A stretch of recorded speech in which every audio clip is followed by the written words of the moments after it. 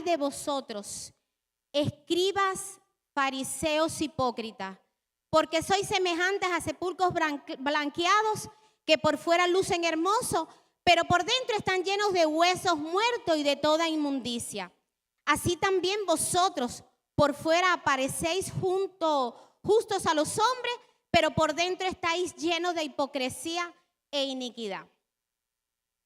Palabra fuerte, porque desde los tiempos de Jesús y mucho antes ha existido este espíritu que realmente acaba con las personas. Y esto era una de las cosas que Jesús odiaba. Sabemos que Jesús fue todo amor, pero una de las cosas que le enojaban a Jesús eran estos hipócritas. Y Jesús los identificó como fariseos. Estos se mostraban como gente buena y honrada, pero por dentro estaban muertos, por dentro eran como huesos secos. En realidad eran hipócritas y malvados, llenos de falsedad e iniquidad. Buscando en el Strong el significado de la palabra fariseo, dice que viene del griego con la letra G 5330 y dice que es farisaíos, discúlpenme. Déjenme mover un poquito aquí. Dice que viene del origen del hebreo con la letra H 6567, que significa separatistas religiosamente, fariseos, judíos, secretarios. Cuando Jesús vino a la tierra, enviado por nuestro Padre, este fue el espíritu que más se le opuso y el que más se levantó contra él: la religiosidad. Realmente los fariseos eran personas religiosas que ellos realmente profesaban ser cristianos, amar a Dios, pero en realidad eran otra cosa. Decían, conocían mucha palabra, eso sí, pero realmente ellos en su actuar no llevaban a la práctica todo ese conocimiento que tenían.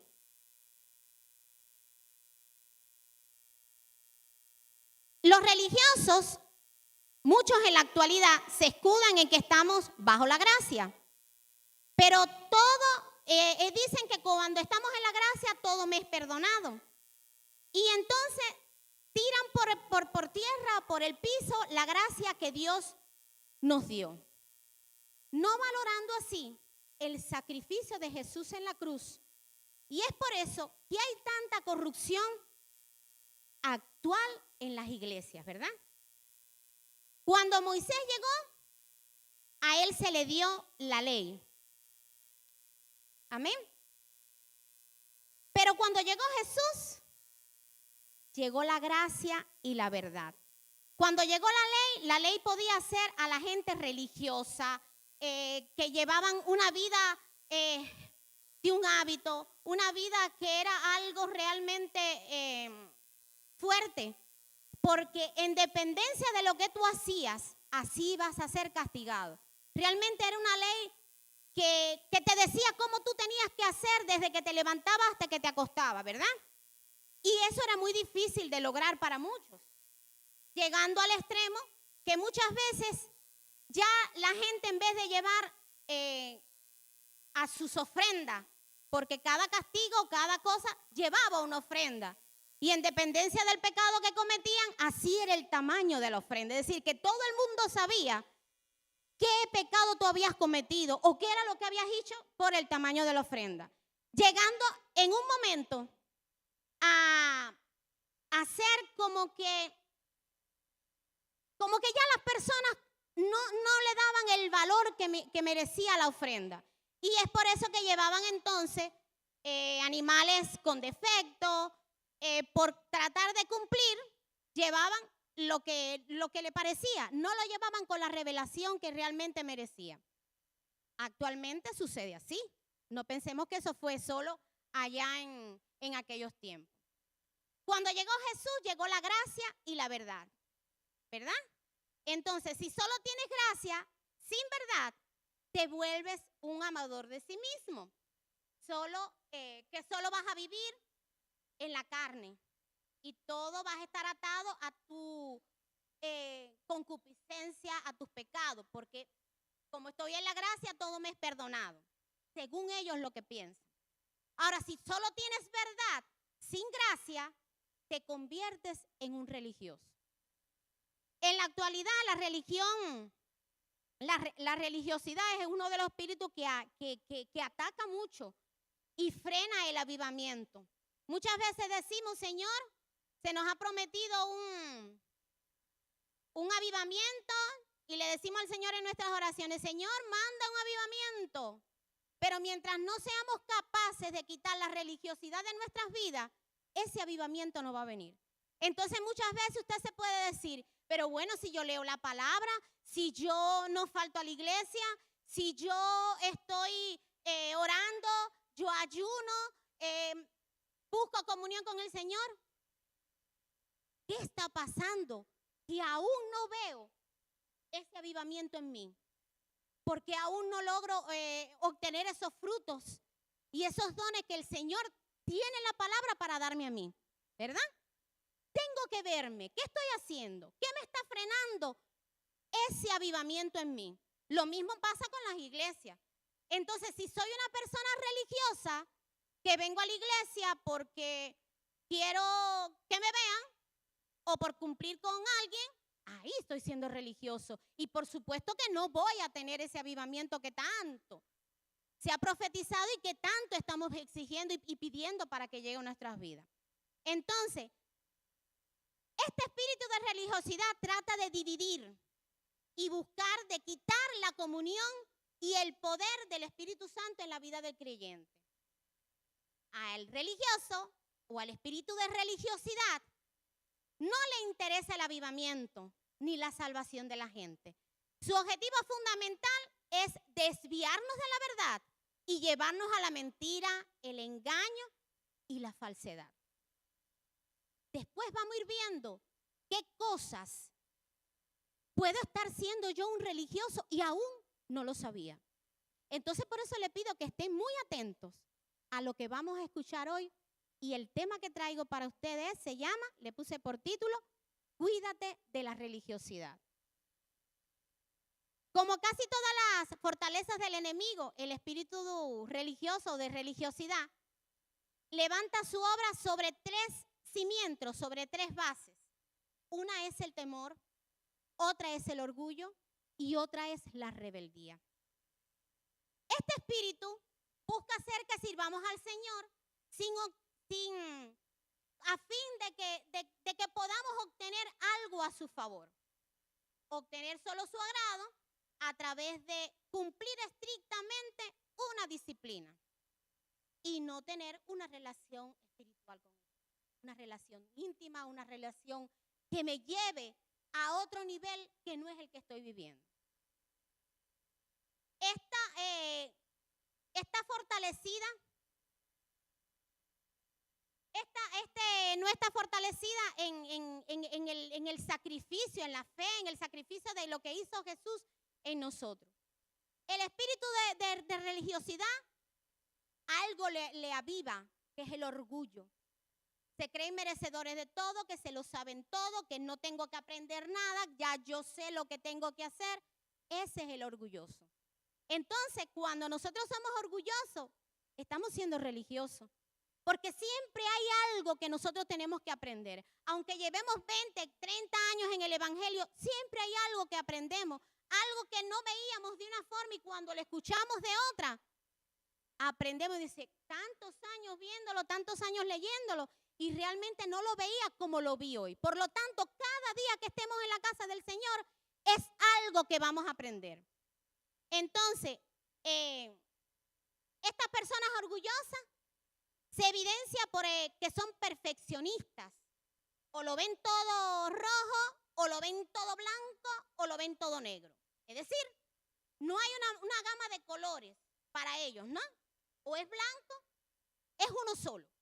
O haces lo que te digo, O crees en lo que yo te digo, o estás fuera de mí, o te desecho, ¿verdad? Jesús decía que estos fariseos eran como la levadura que fermentan la masa.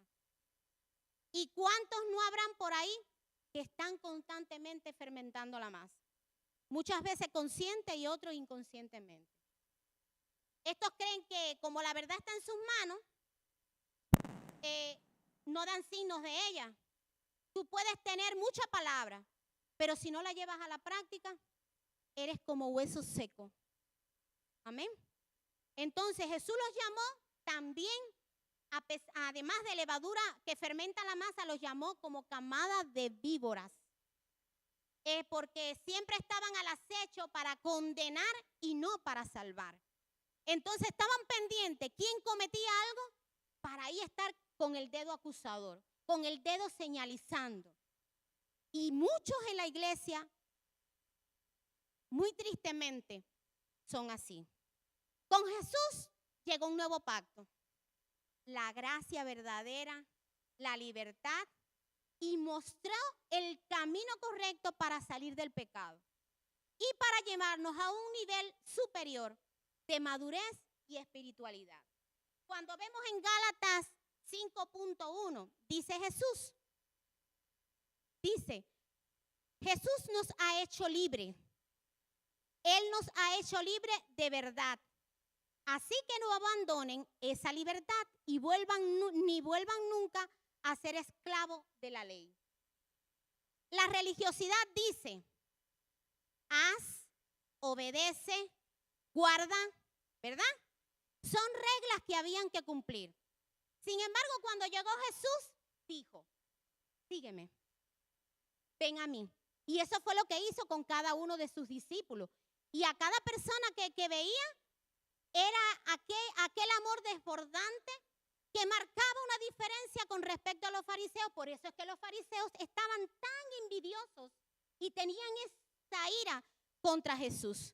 Porque Jesús hacía cosas que ellos no podían hacer. ¿Y todo por qué? Porque Jesús era una nueva cosa. Algo que tenía algo que ellos no podían experimentar. Y era la parte espiritual. Ellos tenían mucha palabra, pero nada de comunión con el Señor. No escuchaban su voz. No lo habían visto cara a cara. Por lo tanto, no podían identificar qué era eso que tenía Jesús que ellos no podían tener. Entonces, realmente, Jesús vino para traernos salvación y vida eterna. Pero nos trajo además paz, gozo y no condenación. Vino a restaurar nuestra relación que estaba un poco deteriorada con el Padre y el Hijo, ¿verdad? Cuando estábamos en el mundo éramos presos, éramos esclavos de nuestros pecados, de nuestras concupiscencias, de nuestras cosas feas. Sin embargo, cuando vino Jesús o cuando vinimos a los caminos de Jesús, Jesús nos trajo salvación. Jesús no nos condenó. Jesús solo dijo, sígueme. Nos llamó a cada uno de nosotros. No se piense que usted vino solito. Cada uno de nosotros fuimos llamados por el Señor. Y entonces, el Señor lo que nos está diciendo que a pesar de las dificultades, a pesar de los problemas, a pesar de las cosas que usted esté pasando, no se preocupe. Siga firme, porque todo tiene un principio y un fin.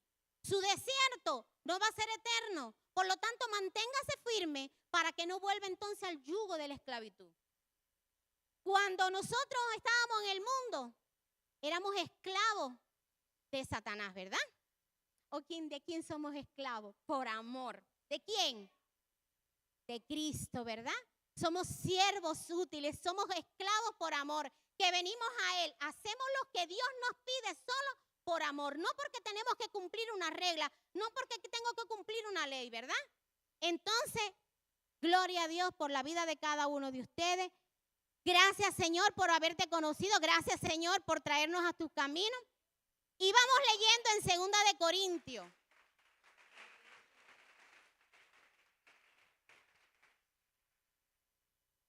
Segunda de Corintios 3:17, y la Biblia es Biblia del lenguaje sencillo. Porque el Señor y el Espíritu son uno mismo. Y donde está el Espíritu del Señor, hay libertad. Y nosotros no tenemos ningún velo que nos cubra la cara. Somos como un espejo que refleja la grandeza del Señor, quien cambia nuestra vida gracias a la acción de su Espíritu en nosotros. Cada vez nos parecemos ¿a quién? Al Señor, ¿verdad? Cada vez nos parecemos a Él en la medida que nos vamos purificando, en la medida que nos vamos adentrando más en la palabra, en la medida que nos vamos teniendo esa comunión con el Señor, nos vamos pareciendo un poco más a Él. Un ejemplo vivo, hay iglesias que tienen una tradición religiosa. Y en estas iglesias no permiten el mover del Espíritu Santo, no pueden levantar las manos, no pueden sentir la presencia del Espíritu, no pueden alabar con libertad, no pueden danzar con libertad. Son personas muertas que están prácticamente ni mueven las manos dando palmadas. Aquel que en un momento dado se le mueve una manito, ya ese no es del Espíritu Santo, ese viene con otra cosa que no es del Espíritu. Entonces, si voy a estar en una iglesia así, me estoy convirtiendo en una persona religiosa. Realmente me están matando, ¿verdad? Entonces, si Cristo vino a traerme libertad, yo no me puedo matar. Tengo que seguir firme, ¿verdad? Entonces, si el Espíritu está en mi iglesia y veo el mover del Espíritu, entonces yo tengo que seguir igual que ellos, ¿verdad? Dejarme llevar por lo que el Espíritu quiere hacer conmigo. Pero hay personas que aunque están en una iglesia que se mueve el Espíritu, que las personas alaban, se gozan, se ríen, aplauden, brincan, saltan, hacen lo que desean porque realmente se sienten en libertad de hacerlo, están entonces recogiditos y dicen, no, que va, yo no puedo hacer, y si hago algo y me miran, todo el mundo me mira, pero entonces te estás poniendo como una persona que está amargada. No estás dejando que el fluir del Espíritu obre en ti. Entonces, si el Espíritu te dice a ti, canta, aunque desafine, canta. Al Señor no le importa la perfección en el canto, no le importa la perfección de tus cuerdas vocales. Al Señor lo que le importa es que tú alabes con gozo, con entendimiento y con la madurez que necesitas para saber que lo estás haciendo con revelación, ¿verdad? Dice la palabra en Filipenses 3, del 1 al 11. Por lo demás, hermanos míos, regocijaos en el Señor. A mí no me es molesto escribiros otra vez. Y escribo lo mismo. Y para vosotros es motivo de seguridad. Cuidado de los perros, cuidado de los malos obreros, cuidado de la falsa circuncisión, porque nosotros somos la verdadera circuncisión, que adoramos en el Espíritu de Dios y nos gloriamos en Cristo Jesús, no poniendo la confianza en la carne, aunque yo mismo podría confiar también en la carne. Si algún otro cree tener motivo para confiar en la carne, yo mucho más. Circuncidado el 8º día del linaje de Israel, de la tribu de Benjamín, hebreos de hebreos. Y en cuanto a la ley, fariseos. En cuanto al celo, perseguidor de la iglesia. En cuanto a la justicia y la ley, hallando irreprensible. Se me traba la lengua, Señor. Y por todo lo que para mí era ganancia, lo he estimado como pérdida por amor a Cristo. Y aún más,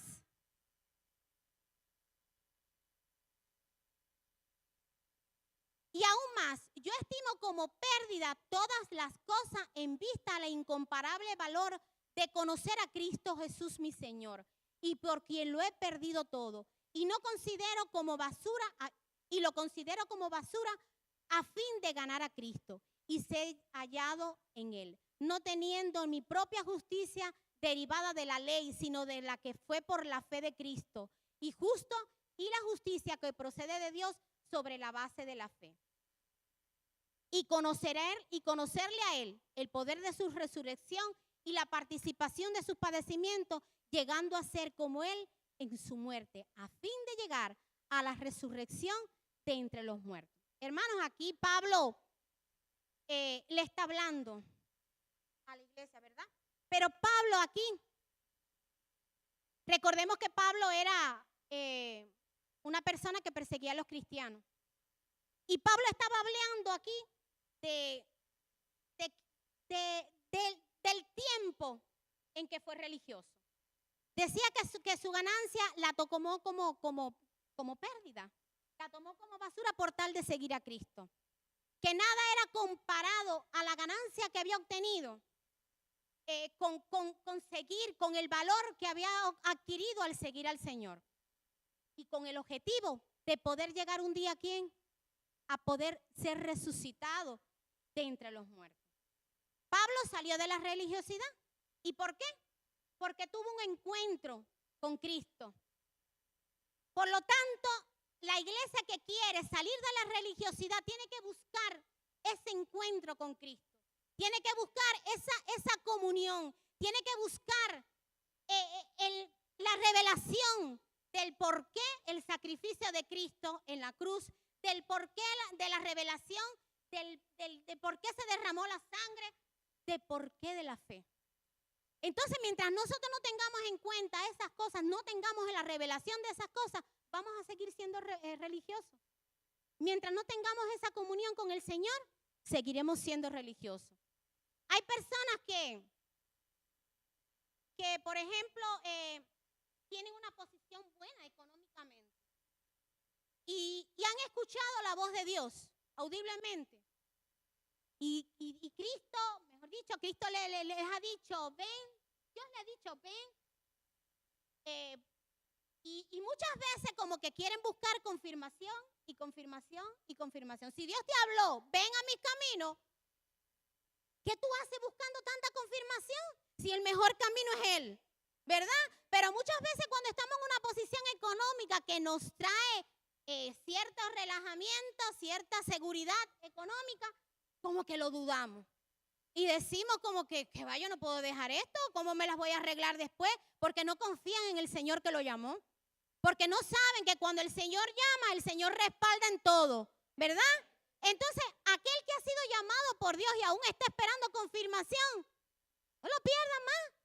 Y escuche que Dios lo ha llamado. No retenga la bendición que Dios tiene para usted. Dice que estas personas religiosas conocían la escritura, pero no reconocían al autor de la escritura. Esto lo podemos ver en Juan 5, 39 al 40. Examináis las escrituras porque vosotros pensáis que en ellas tenéis vida eterna.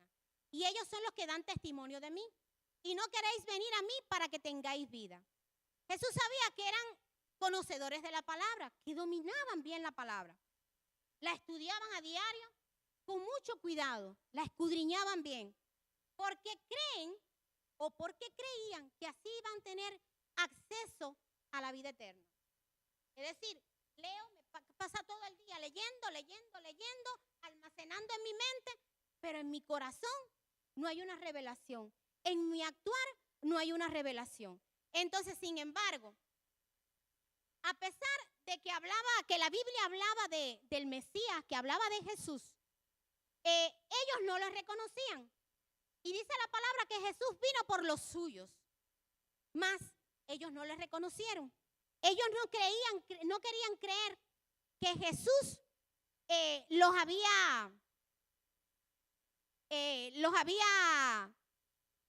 ¿cómo se llama? Que Jesús lo había enviado. Entonces, cuando ellos estuvieron bien cerquita, vieron todas las manifestaciones del Señor, vieron todos los milagros que hizo el Señor, vieron todas las liberaciones y aún seguían dudando de quién era esa persona. No, aunque sabían, como dice la palabra, sabían que venía un Mesías, sabían que venía alguien a liberarlos, no lo vieron, no lo distinguieron. Pero entonces, hay personas que decían que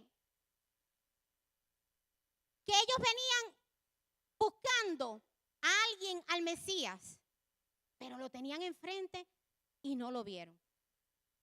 Dice la Biblia, que estas personas no entendían que otra persona podía tener otra manifestación que ellos no tuvieran. Es decir, no podían entender que Jesús tuviera esas cosas lindas, hermosas que estaba haciendo, ellos lo veían como una rivalidad. No podían experimentarlo porque, claro, como no tenían una comunión, realmente no podían. Pablo le decía a Timoteo que cuidara de la sana doctrina, de la buena enseñanza. El religioso confunde la sana doctrina con su propia doctrina y quieren imponerlas a los demás. Es mi criterio el único que prevalece, es mi criterio el único que tiene predominio en todo, por lo tanto, no me interesa lo tuyo. Tú te tienes que regir por lo que yo digo. Entonces, ellos venían, su santidad era una falsa. Juzgaban y condenaban al pecador, pues creen que con su santidad, esta era más que suficiente y que esto estaba por encima de tu debilidad y por encima de tu pecado. Dice la palabra que el que se crea firme, cuide de no caer. Entonces, cuidado con aquellos que dicen, yo de esa agua no voy a tomar, que va, yo pasar por ahí, no, que va. No, cuidado, no se crea fuerte, porque aquí hasta el más fuerte, en un momento dado, si busca cosas que no tiene que buscar, va a caer.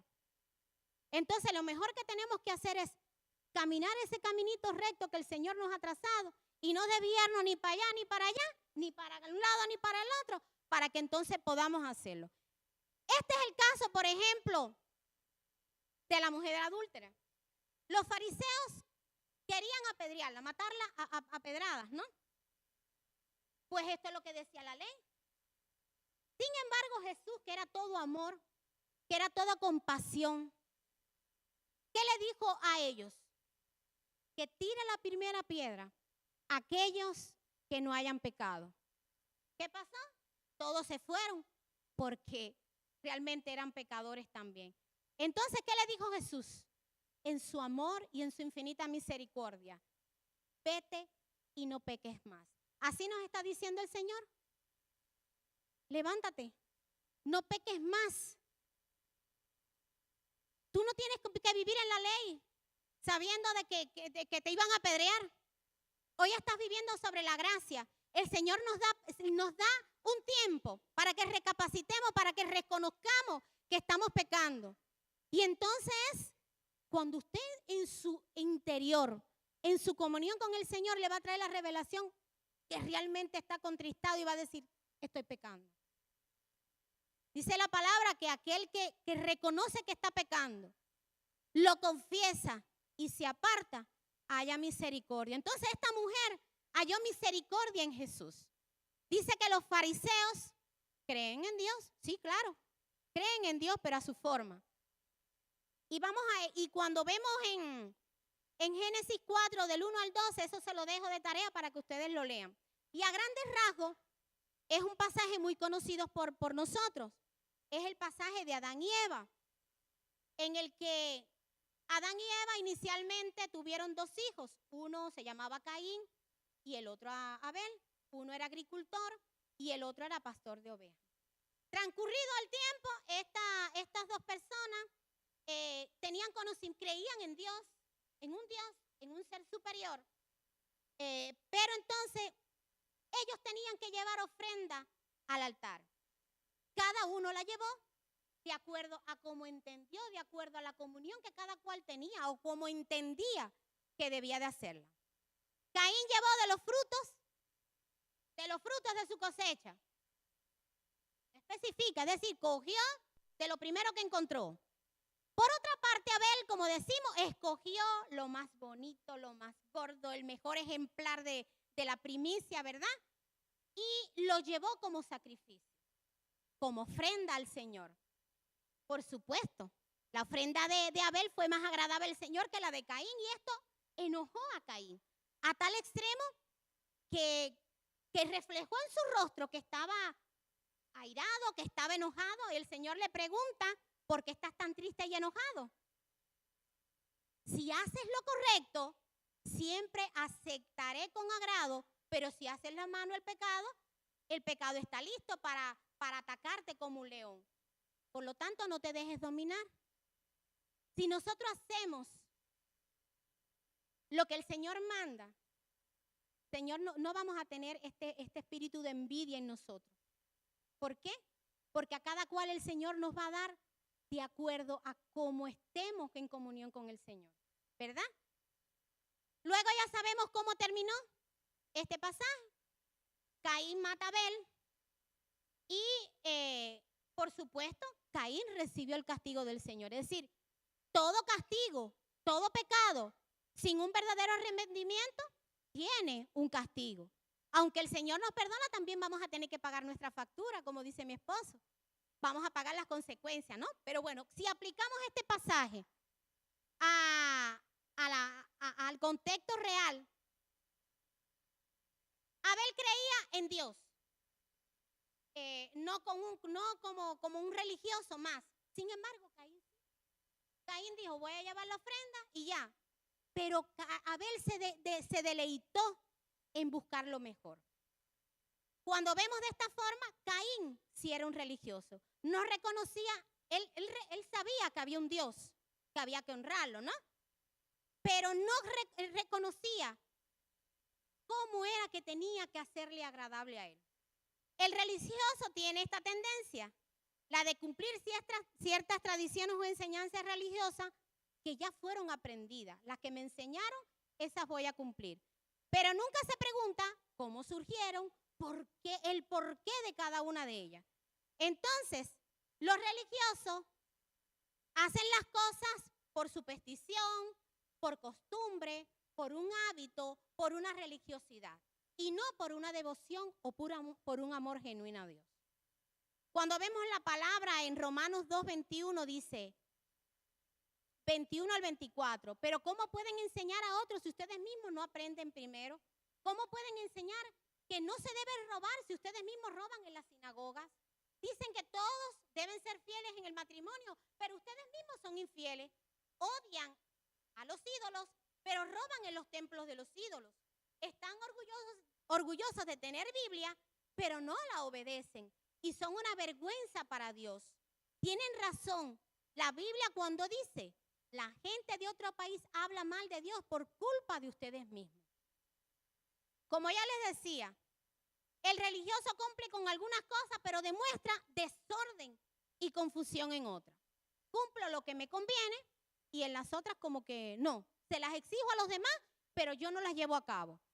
Pero como Dios a nadie le engaña, Él conoce nuestro pensamiento y nuestra intención antes de que ella llegue a nuestra mente. ¿Verdad? Entonces el religioso no tiene paz.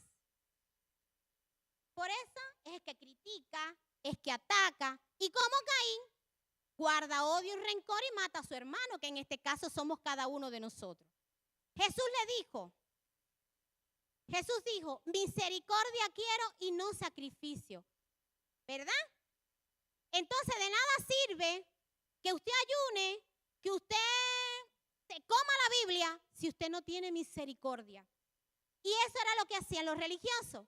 Hacían sacrificios con animales, todo sacrificio que pudiera hacer, pero no conocían el amor de Dios, ni practicaban esa misericordia. Recuerden que ellos ayunaban para que todos lo vieran, y así sentaban en los primeros puestos para que los reconocieran como que eran personas, eran líderes de los judíos, ¿verdad?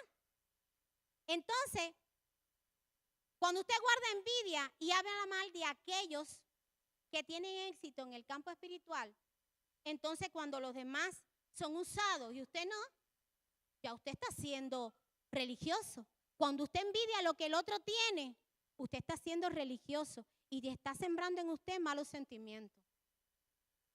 Póngase como está el otro, pregúntale, mi hermano,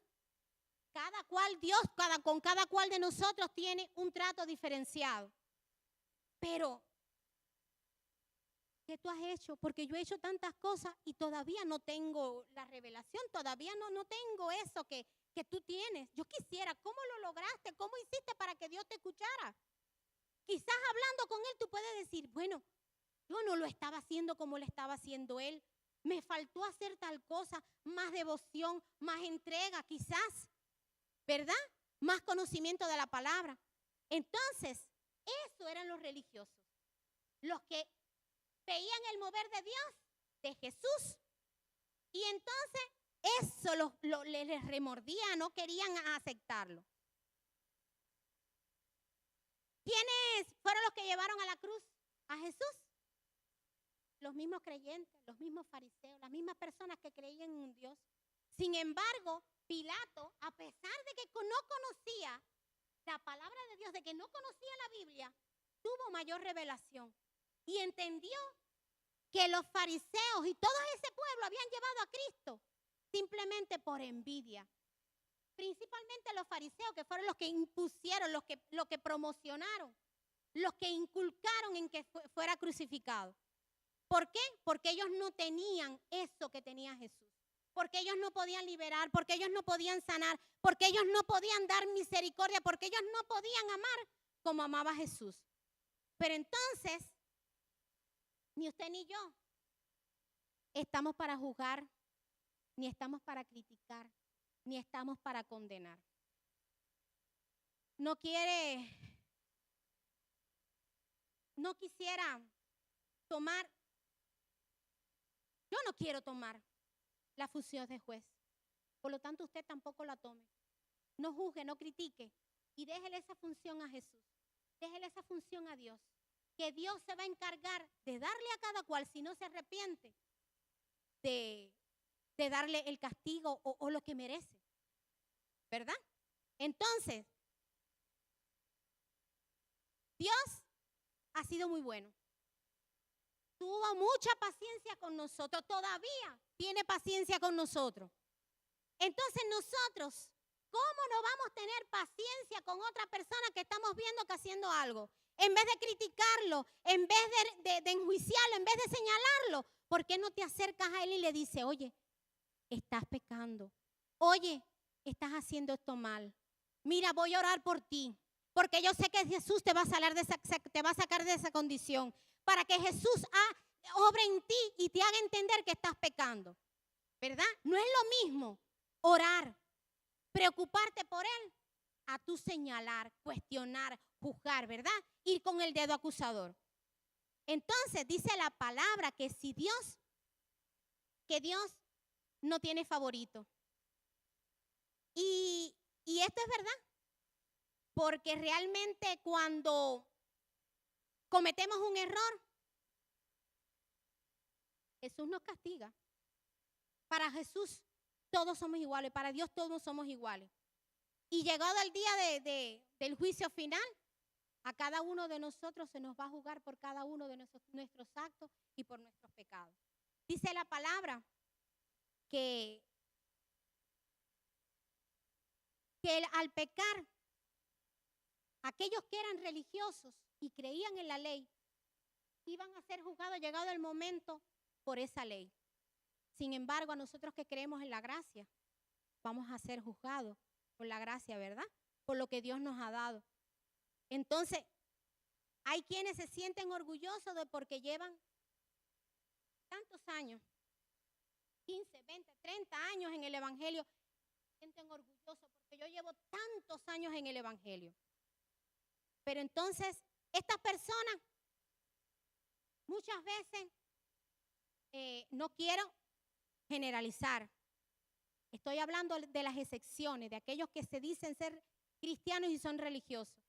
Llevan tantos años en el Evangelio y realmente dejan mucho que desear, tanto en su casa, como en su familia, como en el trabajo, donde quiera que estén.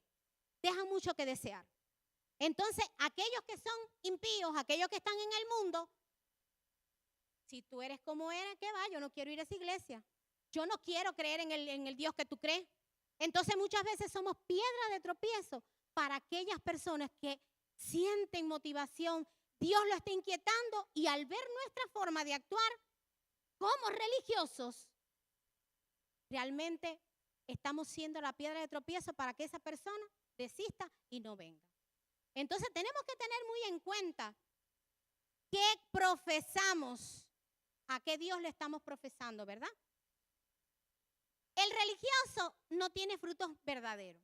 Y dice en Mateo 7, del 15 al 20, cuídense los profetas mentirosos que dicen que hablan de parte de Dios.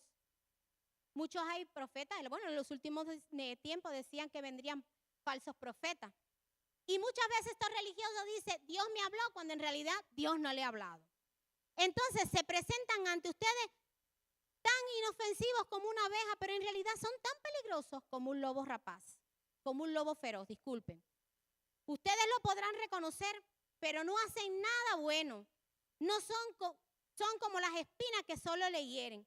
El árbol bueno solo produce buenos frutos y el árbol malo solo produce malos frutos. El árbol que no da fruto se corta y se quema. Así que ustedes reconozcan a esos mentirosos que por el mal fruto lo van a reconocer. Entonces,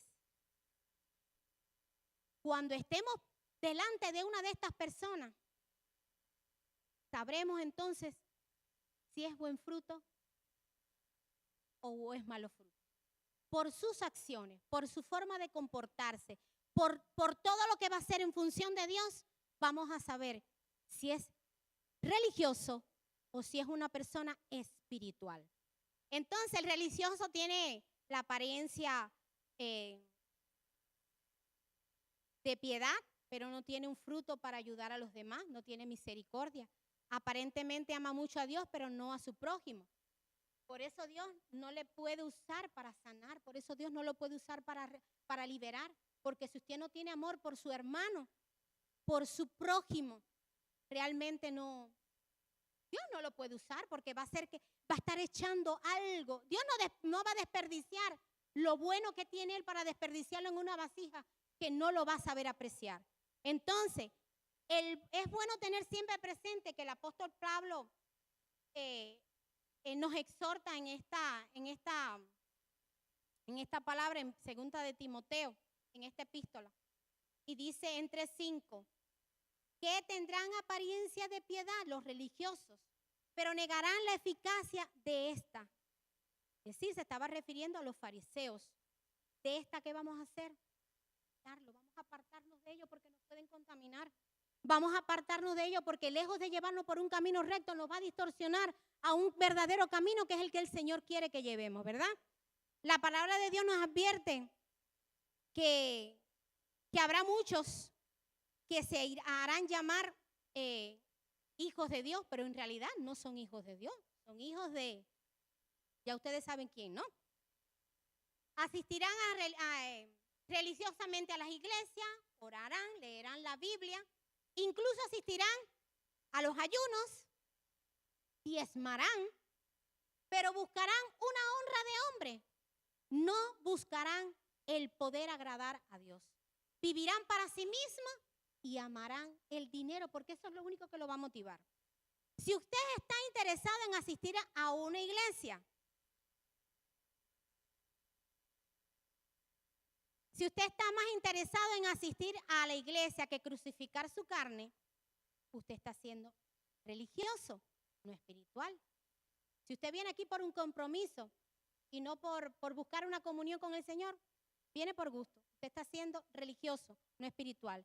Si usted está más interesado en leer la Biblia cada mañana, cada noche, cada tarde, que en frenar su lengua a cada rato, entonces usted es más religioso y no es espiritual. Recuerden que de lo que habla la lengua, de lo que está en nuestro corazón, habla la lengua, ¿verdad? Entonces, si usted se come la palabra, pero no la pone en práctica porque la palabra lo dice, que frenemos nuestra lengua y usted está nada más que murmurando, criticando, buscando siempre un motivo para estar en el chuchuchú, entonces usted es más religioso que espiritual. Si usted está más interesado en ayunar y orar que en ser libre al amor del dinero, usted está siendo religioso y no espiritual. Si usted está más interesado en ir a evangelizar que en la sanidad, que trabajar en la sanidad personal suya, ¿cómo usted le va a predicar a una persona? Usted está pecando. Mira, ven a los caminos del Señor cuando usted no se sabe ni para qué bando está. Entonces, ¿cómo usted va a querer ir a evangelizar cuando ni usted mismo se ha evangelizado todavía? Entonces, usted de esa forma está siendo religioso y no espiritual. Si usted está más presente en la opinión de los otros sobre usted, usted está siendo religioso y no espiritual. El espiritual lo que le interesa es lo que piense Dios de nosotros. ¿verdad? Sin embargo, el religioso piensa que dirá que no, porque yo quiero ser mejor que los demás, yo tengo que predicar mejor que los demás porque los demás me tienen que ver. No, ahí usted está siendo religioso, no está agradando al Señor aunque traiga la mejor prédica, ¿verdad? Muchos temen a los cambios, hermanos, y esto es algo natural. El humano, nosotros las personas siempre nos resistimos a los cambios. Si estamos en un trabajo y nos va mal, como que lo dudamos si me voy para otro, aunque porque tengo temor de que cómo me va a ir, cómo van a ser la gente. Siempre hay temor a los cambios. Si estoy en una iglesia que yo sé que el mover no está, pero que estoy tan religioso ahí porque ya tengo una costumbre, entonces realmente, ¿qué estoy haciendo? Estoy teniéndole miedo al cambio, porque aunque sé que no me estoy moviendo, que el Espíritu Santo no está trabajando en mí, no me quiero ir para otro lugar donde yo sé que el Espíritu Santo está obrando, donde he escuchado que el Espíritu se mueve, donde hay sanidad, donde hay liberación. No me quiero ir para allá porque es una costumbre. Tengo miedo al cambio. Y no es que de esa forma estemos buscando personas, no, ven, de buscar hermanos en otra iglesia, no. Pero cada uno de nosotros tenemos que saber y tenemos que tener el entendimiento si estamos en el lugar adecuado o no. Si no, es mejor salir corriendo de ahí que nos lleven entonces a un lugar que no queramos ir después. ¿Verdad? Entonces, Jesús dijo, vamos a hacer referencia para asociar el temor a los cambios en cuanto a la parábola de los odres viejos y el vino nuevo. En Lucas 5, 37 al 38. Dice, tampoco se echa vino nuevo en recipiente viejo, porque cuando el vino nuevo fermenta, hará que se reviente el cuero viejo. Entonces se perderá el vino nuevo y los recipientes se destruirán.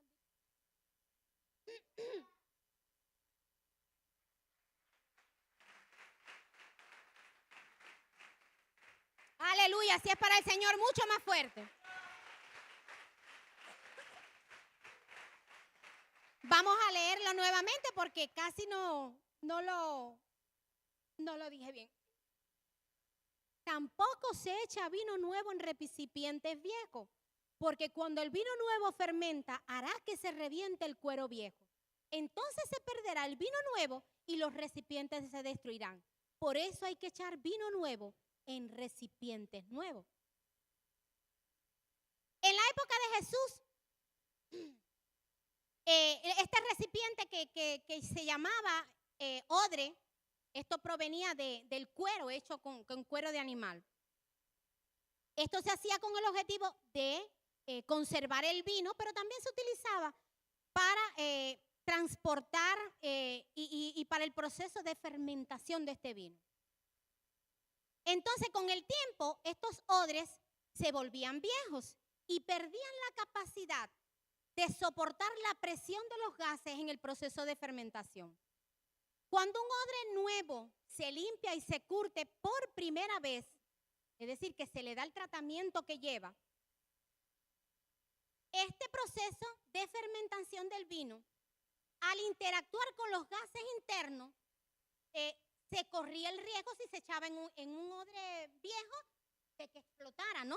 Entonces, al ser un odre nuevo, este cuero tenía en ese proceso la capacidad, la propiedad de ser muy flexible, de ser elástico, para entonces poderse expandir en la medida que el proceso de fermentación iba sucediendo. Jesús está diciendo que su llegada a la tierra como el Mesías, como el novio, había comenzado una nueva etapa. Con su llegada había entrado una nueva etapa, que era el reino de los cielos. Por lo tanto, lo íbamos a ver como odre nuevo. Sin embargo, las viejas formas del judaísmo, es decir, las viejas formas de la ley, se representaba como el odre viejo. Y esto el Señor traía un paralelismo porque decía que los comparaba. Y Jesús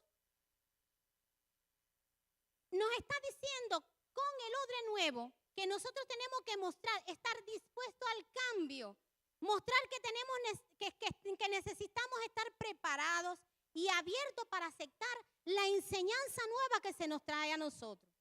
Así como el vino nuevo necesita un odre nuevo, las ideas nuevas y revolucionarias, es decir, las nuevas enseñanzas que él traía, necesitaban mentes abiertas que estuvieran dispuestas a asimilar esa enseñanza que traía él, ir apartando aquellas viejas doctrinas.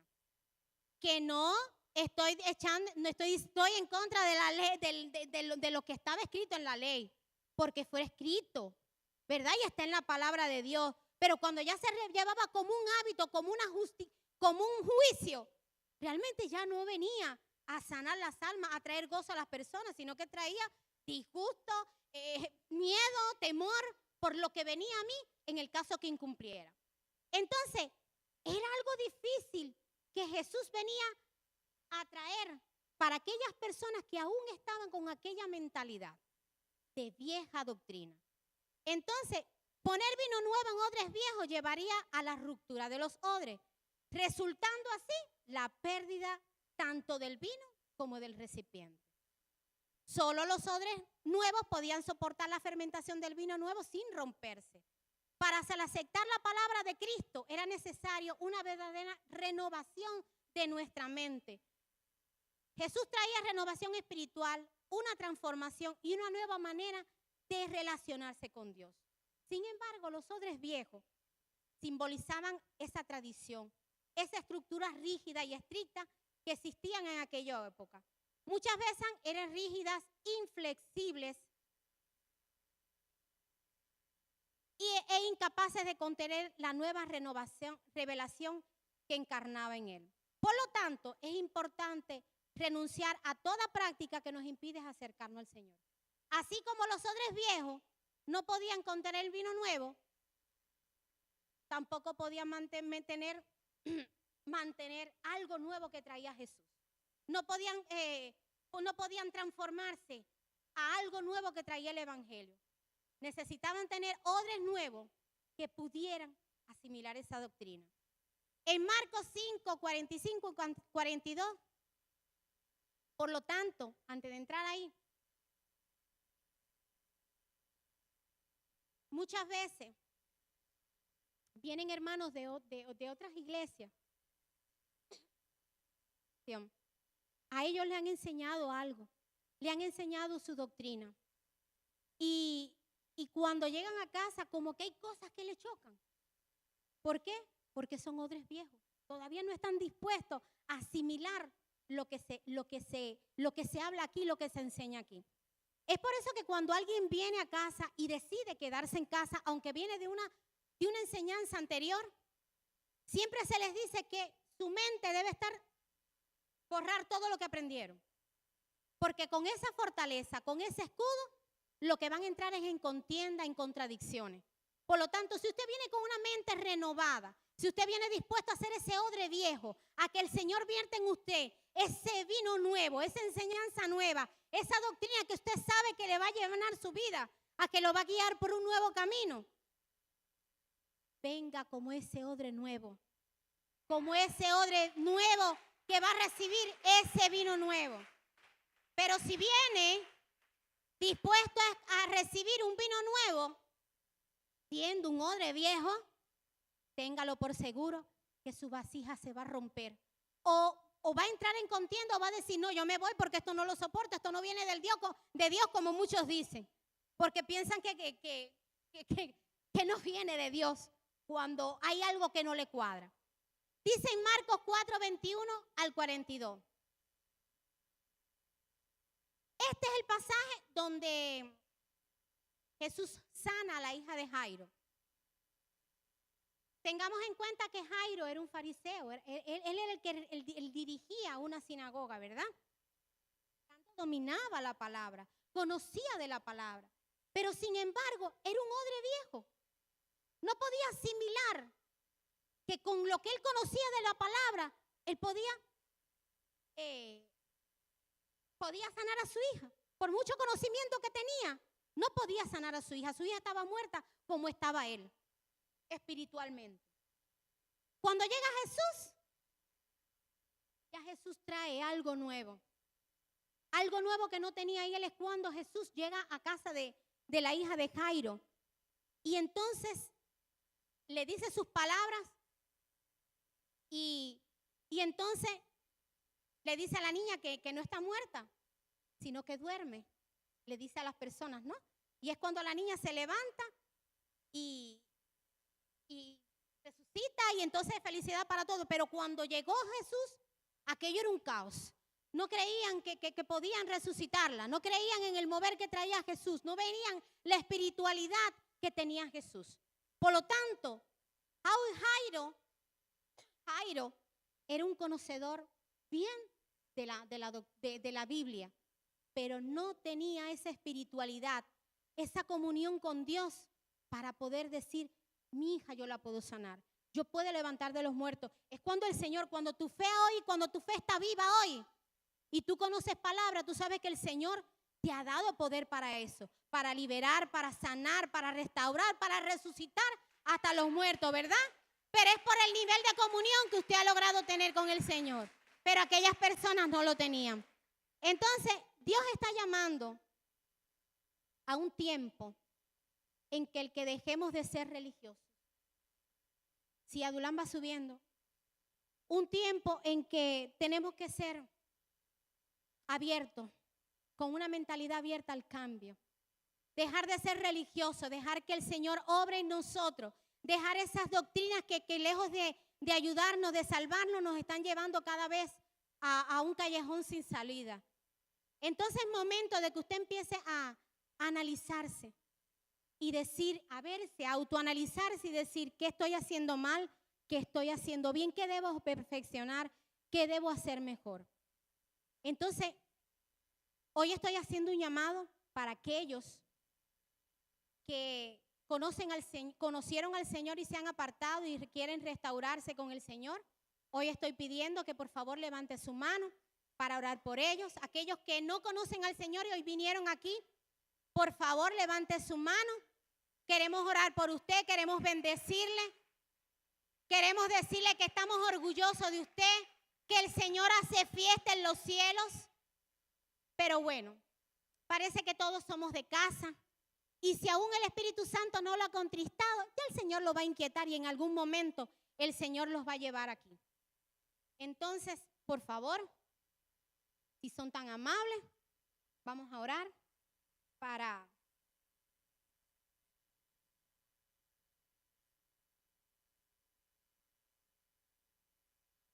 Vamos a ponernos cada uno de nosotros en comunión. Vamos a entrar en esa intimidad con el Señor y vamos a preguntarle, Señor, ¿qué estoy haciendo mal? ¿Qué estoy haciendo mal? Porque realmente ya no quiero ser el religioso que fui antes. Hoy quiero ser una persona diferente.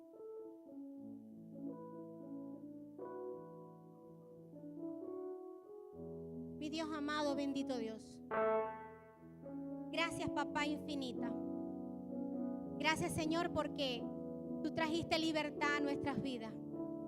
Gracias, Señor, porque tú nos sacaste de la esclavitud y nos trajiste al gozo, a la libertad que solo puedes dar tú. Es por eso, papá, que te pido que nos perdones, Señor, porque aún conociéndote, aún conociendo de tu palabra, aún cometemos pecado, aún seguimos siendo religiosos, Señor, aún creemos, Señor, que no podemos cambiar y que creemos, Señor, que lo que estamos haciendo está bien. Perdónanos, Señor, si te hemos fallado. Líbranos, Señor, en el nombre de Jesús. Toca, Señor, nuestro corazón, papá. Toca nuestro corazón y haznos entender, papá, en qué te estamos fallando. Sana nuestras heridas, Señor, de todo orgullo, de todo temor, papá. De todo aquello, Señor, que nos impide, Señor, ser renovados y transformados, papá. Perdónanos, Señor, porque no queremos ser religiosos y aún no queriendo seguimos en lo mismo. Ayúdanos, Señor, porque ya hoy queremos un día diferente. Queremos un día, Señor, en el que solo decidamos seguirte a ti, pero con el entendimiento que solo tú mereces. Haznos, Señor, ser sensible, papá, a tu voz, para poder ir tras de ti, Señor, y no tras aquellas voces ajenas, Señor, que lejos de ayudarnos, cada día nos meten más en el fango. Perdónanos, Padre, si hemos enjuiciado, si hemos querido tomar, Señor, tu posición de juez, en juzgar, en sentenciar a otros, Señor, y no dejándote a ti obrar. Sin entender, papá, que todo tiene su tiempo. Queremos hacer las cosas a nuestro tiempo. Y sabemos, Señor, que cuando tú obras, Padre, grandes cosas suceden. Gracias, Señor, por la paciencia que nos has tenido. Gracias, Señor. Bendito Dios.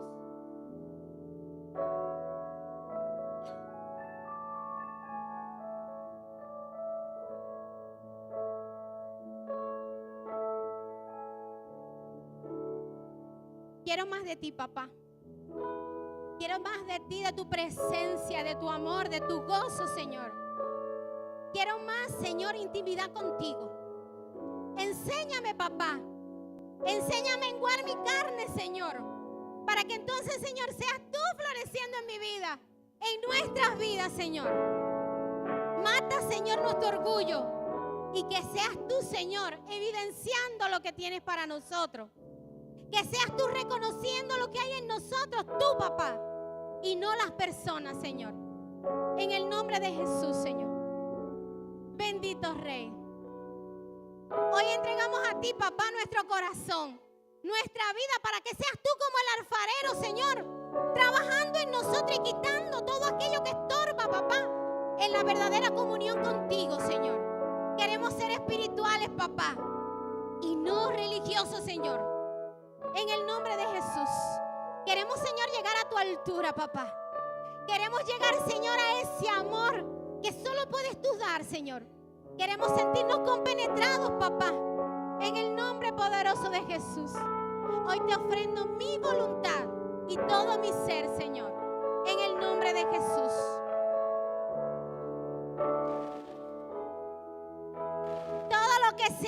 Todo lo que somos, papá. Todo lo que hemos hecho hasta hoy, papá, en pos de buscar la salvación, de buscar agradarte, Señor, es gracias a ti. Todo lo que somos, papá, todo lo que anhelamos es para ti, Señor, para glorificar tu nombre, para bendecir tu nombre, en el nombre de Jesús.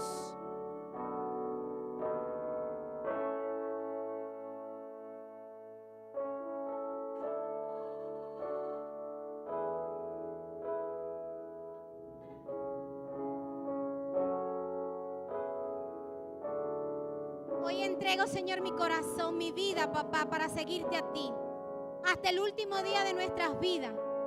Hoy queremos, Señor, dejarnos llevar, Señor, por ti, porque sabemos que es el camino correcto, papá. Guía nuestro andar, Señor, para no desviarnos ni a derecha ni a izquierda, Señor. En el nombre de Cristo, Señor. Queremos ser esos hombres rectos y justos, Señor, que tú demandas de nosotros. En el nombre de Cristo. Bendito Dios, bendito Padre amado, tuya es la gloria, tuyo es el poder, tuya es nuestra fe, Señor. Bendito Padre. Tu palabra dice, Señor, que todo lo que cancelemos en esta tierra sería cancelado en los cielos, y todo lo que desatemos en la tierra sería desatado en los cielos. Por lo tanto, hoy cancelo en el nombre poderoso de Jesús todo espíritu de religiosidad. Hoy cancelo, Señor, todo lo que ha estado arraigado en mi vida que no me ha dejado avanzar. Hoy cancelo todo ese escudo, toda esa fortaleza que me impide recibir lo bueno, Señor, que traes tú. Hoy desato, Señor, para tu pueblo bendiciones sobreabundantes, Señor. Hoy declaro, Señor, que hoy somos ese odre nuevo, papá, que está dispuesto a recibir ese vino nuevo que estás dispuesto a derramar en nosotros. Que vamos a ser capaces, Señor, de como ese odre nuevo, de ensancharse y no explotar. De no explotar porque cada cosa que tú nos das, Señor, es algo que adentra nuestras vidas, es algo que va a aumentar nuestro ser, es algo que nos va a edificar día a día. Por lo tanto, seamos odres nuevos para recibir ese vino nuevo que tiene Dios para nosotros. En el nombre de Jesús.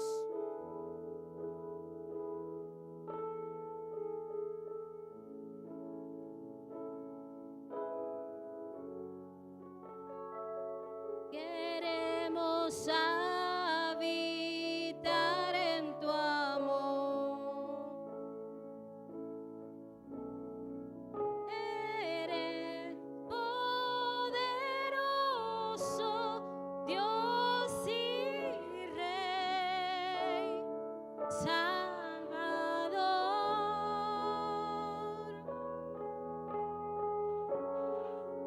Sea tu adoración. Padre, que nuestro corazón sea una adoración viva, papá.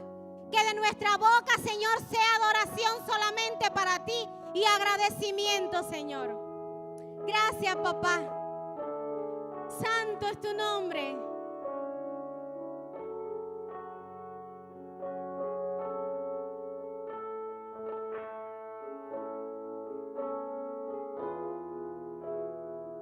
Quiero ser esa habitación, papá, que está dispuesto, Señor, a recibirte.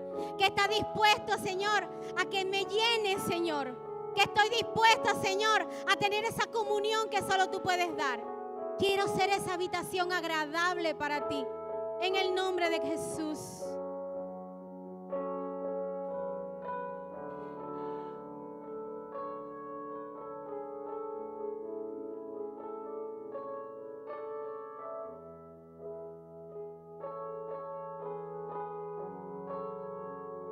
Abres los mares para hacer tu voluntad, para hacer tu voluntad.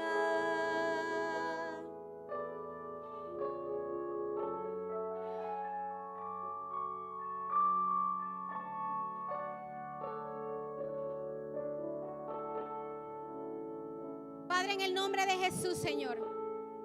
Cambia nuestra vida, cambia nuestro ser, Señor. Queremos, Señor, recibir ese avivamiento que tú dijiste que un día tendríamos. Queremos recibir, Señor, ese Espíritu Santo lleno en nosotros, Señor. Llénanos, Señor, avívanos, Señor. Quita, Señor, esta religiosidad que aún tiene en nuestra iglesia, papá. En cada uno de nosotros, Señor, si aún persiste, Señor, quítalo, Señor. Y trae ese avivamiento, papá, que tú tanto has prometido, Padre. En el nombre de Jesús. Bendito Dios.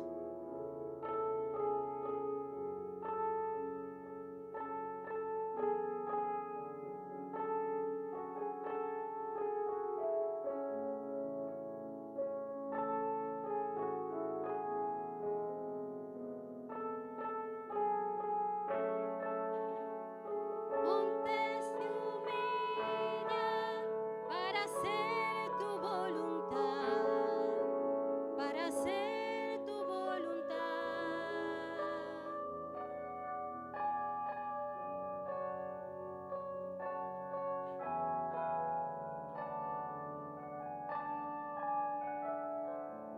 Declaro, Padre, que tus hijos no se van de la misma forma que llegaron. Se van renovados, papá, con una nueva expectativa, Señor, de lo que tú vas a hacer en ellos. Confiamos, Señor, que cuando nos entregamos a ti, cuando nos humillamos a ti, cuando decidimos seguir tu camino, grandes cosas tú haces en nosotros. Por eso, Señor, bendigo a tu pueblo. Declaro bendiciones sobreabundantes sobre tus hijos, Señor. En el nombre poderoso de Jesús. Que el Señor les guarde, que el Señor les bendiga, que el Señor mire su rostro hacia ustedes, que traiga sobre ustedes paz y paz en abundancia. En el nombre poderoso de Jesús. Que el Señor les guarde a sus casas, Señor. Provéele transporte a aquellos que viven lejos, Señor. Llévalos bajo su cuidado, Señor. Que seas tú, Señor, atando, reprendiendo y cancelando todo espíritu de contragolpe y de ataque, Señor, que quieran venir, Señor, a apartar tus hijos, Señor, de la palabra que han recibido hoy. En el nombre poderoso de Jesús. Obra en ellos, Señor, según tu perfecta y divina voluntad. A ti gracias, Señor, te damos y te decimos por siempre amén, amén y amén.